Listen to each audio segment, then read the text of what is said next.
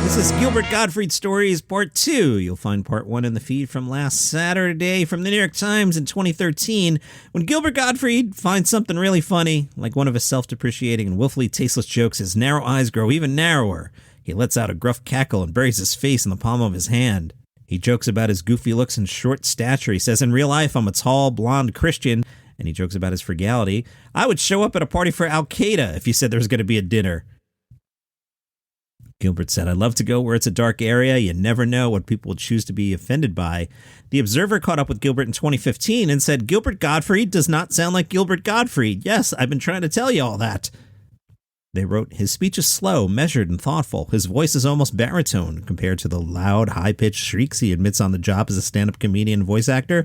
The Observer said, you sound different on the phone.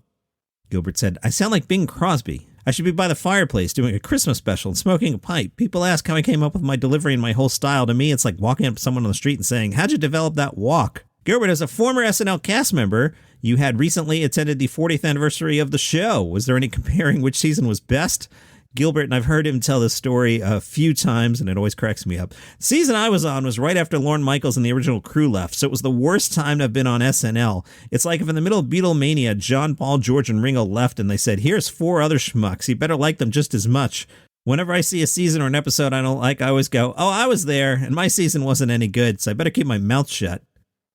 Gilbert, what did you think of the Oscars in memoriam montage omitting Joan Rivers and Elaine Stritch? Gilbert said, that's usually the part I look forward to. The only part I really like watching the Academy Awards is the dead people segment, and they never get it right. This time it looked like painted photos. It looked like something you'd get in a department store.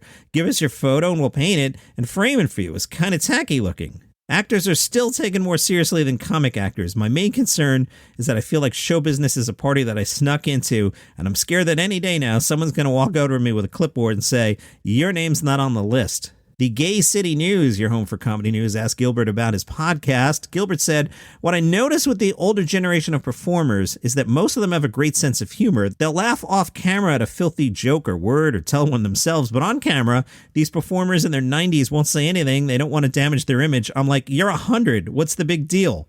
The Gay City News said, what was your interaction like with Bill Cosby? Now, I noticed Gilbert would always say Cosby, like rhyming with Crosby, Bing Crosby, Bill Cosby. And I always found that interesting.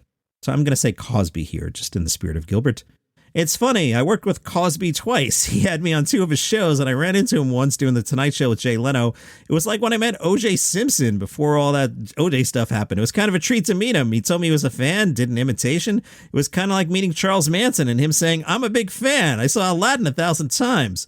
But I do remember meeting Cosby and then waking up in the street with my pants around my ankles. I heard that he cut ties with Coca-Cola as their spokesperson because they made him advertise the new Coke, saying it was better than the original. But people hated the new Coke, and he felt that damaged his image because it made him look unreliable. Coke was the least of his problems. Gay City News asked him to talk about Joan Rivers. I was crazy about Joan. She was a nut. I once went to this big birthday bash at the Stern Theater. I was lucky enough to be sitting at a table with her, and that was like a show in itself. All these celebrities would go by and under her breath she'd say, she's a tramp, but a total slut. She effed everybody. The next day, people would always talk about stuff she said. I roasted her on Comedy Central, and she said, watching Gilbert Gottfried makes me want to drive to Malibu and perform an act on Mel Gibson.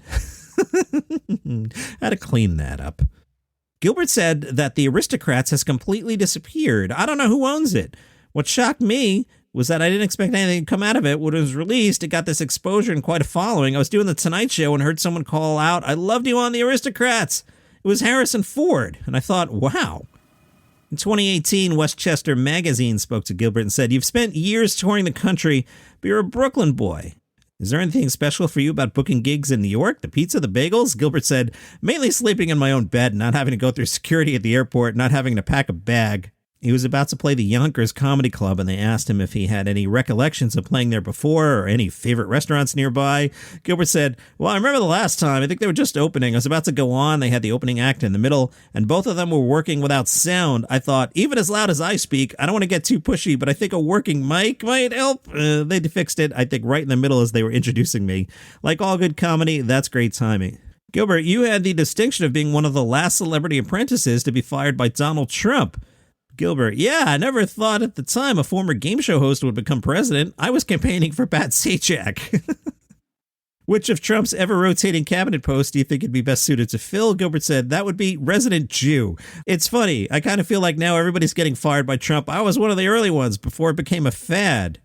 NBC News from 2008. Gilbert, you always describe yourself as a pretty miserable guy. Are you doubly miserable when you travel? Gilbert, oh, absolutely. With me, traveling for work is arriving at the airport, checking in the hotel, leaving the hotel the next morning at 4 or 5 to do something like the Jimmy and Jackie Captain Crazy Morning Zoo, do a bunch of those in a row, go back to the hotel, finally go into the club. My sightseeing pretty much consists of watching the streets from the hotel to the radio station, then going from the hotel to the club. That's the definition of misery. That's it. Just sitting there watching TV, maybe looking at the hotel lobby. If someone doesn't drag me out, I don't see anything. I always wish the hotels were like they are in the movies and TV shows, where if you're in Paris, right outside your window is the Eiffel Tower. In Egypt, the pyramids are right there. In the movies, every hotel has a monument right outside your window. My hotel rooms overlook the garbage dumpster in the back alley. My biggest fear is the key won't work. It's like pulling a slot machine with your chances of the green light actually coming up. It's a horrible feeling when it doesn't work and you have to go down to the lobby again. I always hold my breath when I put in the card. But once I'm in the room and I drop my luggage down, the first thing I do is go to the bathroom and see what they have in the way of shampoo, conditioner, and skin lotion, and also what I can steal from the hotel. One time, 2 years ago, I moved. It was quite frightening. I had tremendous boxes of shampoos and lotions that could have had their own apartment. And the bad part about that is they give you a hard time about traveling because of liquids. It makes it much more difficult now. Sewing kits, too. They stopped me in security. I had a tiny sewing kit with a pair of scissors the size of your thumbnail. But they said because of flight regulations, you can't have scissors. Seriously, you could have shoved those scissors into your eye and not hurt yourself. CNBC asked Gilbert Gottfried about money for some reason. Hey, Gilbert, how did you support yourself back in your struggling comedian days? Gilbert said, I had a lot of very crappy jobs, messenger jobs, mailroom jobs. I had a job for some company that used to put out anti-burglary kits. There was a metal pencil they gave you to scratch your code number into your valuables. They wanted to see if those pencils worked. So I had a glass ashtray and a pile of these pencils, and the ones that would scratch the glass ashtray, I would put in the good pile, and the ones that didn't, I would put in the bad pile. The best part was, in these kits, it said, tested by skilled craftsmen. Gilbert, now that you're successful, what are you most likely to splurge on? He told CNBC, here's the problem. Having kids, you got to spend money whether you want to or not. If it were up to me on my own, I'd still be walking 20 blocks to get a slice of pizza that's 10 cents cheaper. I'm still in that mindset. I'm not one of those people who could show you my collection of vintage cars.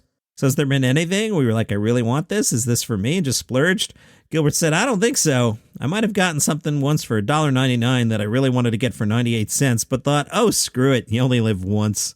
RogerEbert.com from 2017 asked Gilbert, what extent did you have creative control in Aladdin? Gilbert said, they definitely left it open for me to be able to play around and throw in lines. When they're recording your voice, they have a video camera in the rooms. They can capture your facial expressions, which influence the way the parrot was drawn.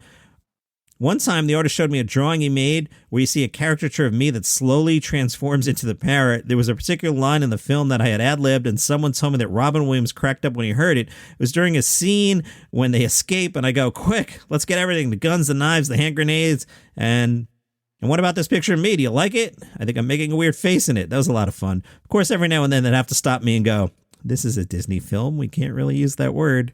And from the Chicago Tribune in 2006, Gilbert Gottfried tops the list of the 100 unsexiest men in the world. Ouch. The editor said the parrot-voiced pickle-faced comic is to sexy what kryptonite is to Superman. Ouch. In my head, I'm picturing Gilbert in character laughing at this. The editors emphasize the list is about who is unsexy versus ugly, which explains why Brad Pitt made the list at number 100, because he may look good, but if the rumors about his hygiene and BO issues are true, then he's probably not worth it. The rest of the top 10, in case you're curious, and you know you are: ball player Randy Johnson, Roger Ebert, Dr. Phil, political pundit Alan Combs, remember him, the lead singer of Nickelback, Mike Mills from REM, Jay Leno, Don Imus, and Osama bin Laden. Described bin Laden as a 6'5", no vertical leap, mass-murdering douchebag. Not getting any style points.